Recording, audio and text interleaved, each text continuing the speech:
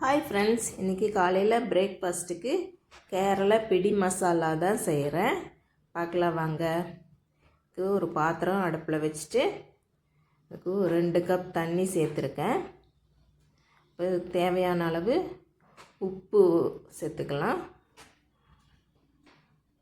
கொஞ்சம் தேங்காய் எண்ணெய் சேர்த்துருக்கேன். சேர்த்துட்டு திருவின தேங்காய் ஒரு கைப்பிடி சேர்த்துருக்கேன். இப்போ தண்ணி எடுத்த அதே கப்லையே 1 கப் இடியாப்பம் மாவு சேர்த்துட்டு நல்லா கிளறி விடணும். அடுப்பை லோ ஃப்ளேமில் வச்சுக்கலாம். நல்லா கட்டி இல்லாமல் கிளறிட்டு அடுப்பு ஆஃப் பண்ணிவிட்டு நல்லா பிசைஞ்சு எடுத்துக்கலாம். நல்லா பிசைஞ்சிட்டு கட்டி இல்லாமல் பிசையணும். பிசைஞ்சிட்டு சின்ன சின்ன உருண்டையாக உருட்டி வச்சுக்கலாம். அது இடியாப்ப தட்டில் தான் உருட்டி வைக்கிறேன். இதை உருட்டி வச்சுட்டு இட்லி பாத்திரத்தில் வச்சு வேக வச்சு எடுக்கணும். இது எல்லாமாவே உருட்டி வச்சிட்டேன். இட்லி பாத்திரத்தில் வச்சு வேக வச்சு எடுத்துக்கலாம். இது வேகட்டும். அதுக்குள்ளே மசாலா ரெடி பண்ணிக்கலாம். அதுக்கு ஒரு வாணலி அடுப்பில் வச்சுட்டு எண்ணெய் விட்டுருக்கேன். எண்ணெய் விட்டுட்டு கடுகு போட்டு கடுகு வெடித்தோடனே கறிவேப்பிலை போட்டாச்சு.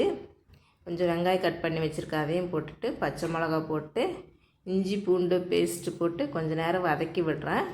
வதங்கின பின்ன தக்காளி சேர்த்துக்கலாம். தக்காளி சேர்த்துட்டு கொஞ்சம் நேரம் நல்லா வதங்கணும். தக்காளி உடஞ்சி வர்ற அளவுக்கு வதக்கணும். வதங்கின பின்ன வரமிளகாய்த்தூள் 1 ஸ்பூன், சிக்கன் மசாலா பொடி 1 ஸ்பூன், மல்லித்தூள் 1 ஸ்பூன், கரம் மசாலா பொடி 1/4 ஸ்பூன், மஞ்சள் பொடி 1/4 ஸ்பூன் சேர்த்துட்டு கொஞ்ச நேரம் வதக்கி விட்டுட்டு கொஞ்சமாக தண்ணி விடலாம்.